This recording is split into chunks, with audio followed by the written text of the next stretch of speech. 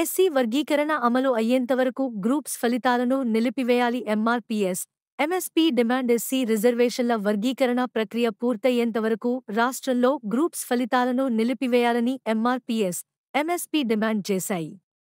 MRPS వ్యవస్థాపకులు పద్మశ్రీ మందకృష్ణ మాదిగ ఆదేశాల మేరకు ఎంఆర్పీఎస్ ఆధ్వర్యంలో దుబ్బాక మండల కేంద్రంలో సోమవారం నాడు డప్పుల ప్రదర్శన నిర్వహించారు. దుబ్బాక పట్టణంలోని అంబేద్కర్ విగ్రహం చౌరస్తా నుంచి తెలంగాణ తల్లి చౌరస్తాలోని బాబు జగ్జీవన్ రామ్ విగ్రహ ప్రాంతం వరకు ఈ ప్రదర్శన నిర్వహించారు.